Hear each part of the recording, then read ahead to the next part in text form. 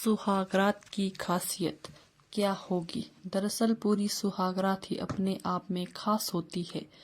इसे ऐसे ही नहीं कहते। यह रात दुल्हन के लिए खास होती है क्योंकि यह उसके नए जीवन की पहली रात होती है, और पति के लिए भी विशेष क्योंकि यह वह रात होती है जब वह अपनी जीवन संगनी के साथ पहली बार अकेला होता है। यह एक ऐसा समय होता है जब दोनों दिल और मन एक नई शुरुआत की ओर बढ़ते हैं।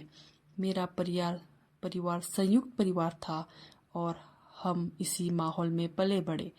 मेरे घर में सभी रस्मों और परंपराओं का पालन बड़े धूमधाम से होता था।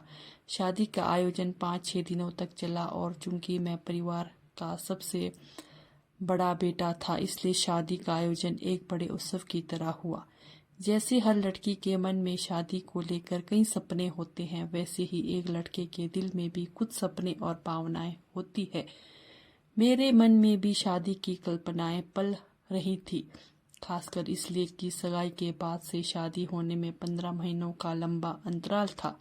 मैं उस दौरान विदेश में काम कर रहा था और जब भी भारत आता तो यही सोचता कि इस बार शादी हो जाए, लेकिन समय धीरे धीरे गुजरा और आखिरकार वह दिन आया जब मैंने विवाह की डोर से बंधने में का निर्णय लिया। शादी की रस्मों के बाद तीसरी रात, जो कि हमारी प्रतीक्षित सुहागरात थी, मेरी खुशी और उत्साह का ठिकाना नहीं था। पर उस रात कुछ ऐसा हुआ जिसकी मैंने भी कभी कल्पना भी नहीं की थी।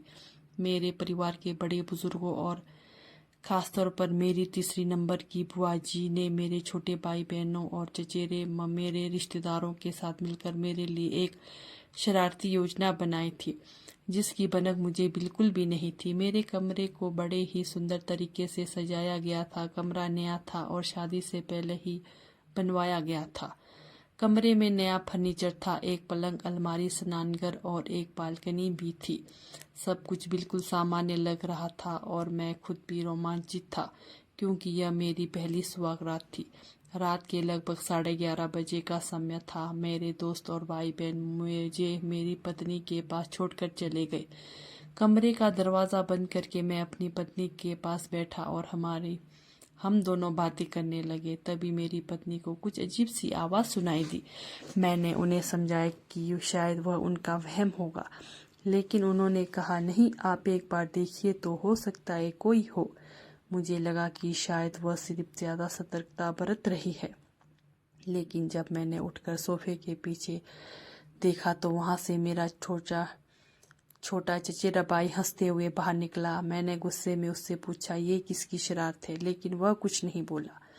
उसने हंसते हुए बाहर की ओर चला गया। इसके बाद मैं वापस पत्नी के पास बैठा और हम फिर से बातें करने लगे, लेकिन इस बार अलमारी से भी किसी ने के होने की आवाज़ आई। मैंने देखा कि वहाँ से मेरी बहन हंसते हुए निकली। अब मेरी खींच बढ़ने लगी थी। फिर बालकनी से भी एक और भाई बाहर निकला। ऐसा लग रहा था जैसे पूरी दुनिया मुझ पर हंस रही हो। मैंने खुद को शांत किया और फिर से पत्नी के पास जा बैठा, तब तक कि हमें यह विश्वास नहीं हो गया कि अब कोई और शरारत नहीं होगी। लेकिन तभी अचानक ऊपरी अलमारी से एक और चचेरा भाई हंसते हुए नीचे कूदा।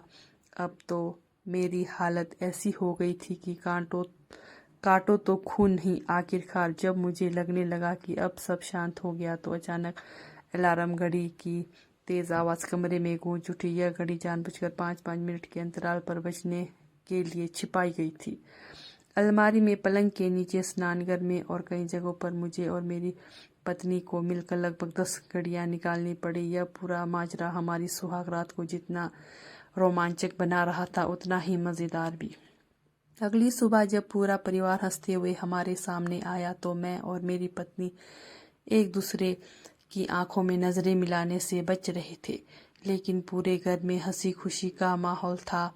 हमारी शादी की पहली रात ही इतनी शरारतों और हंसी मजाक से भरपूर थी कि यह हमारे लिए जीवन भर की यादगार बन गई। आज 25 साल बाद भी मेरी पत्नी का मेरे परिवार के साथ बहुत अच्छा रिश्ता है। उस रात की शरारतों का उनके ऊपर कोई नकारात्मक प्रभाव नहीं पड़ा। वह आज भी परिवार में सभी के साथ सौहार्दपूर्ण संबंध बनाए रखती है और हम इस पूरी घटना को हमेशा हंसते हुए याद करते हैं। संयुक्त परिवार की ऐसी छोटी शरारतें और मज़ेदार घटनाएं ही जीवन को खास बनाती है। यह हमें सिखाती है कि जीवन में धैर्य और हंसी मजाक के साथ आगे बढ़ने का ही असल ज़िंदगी है।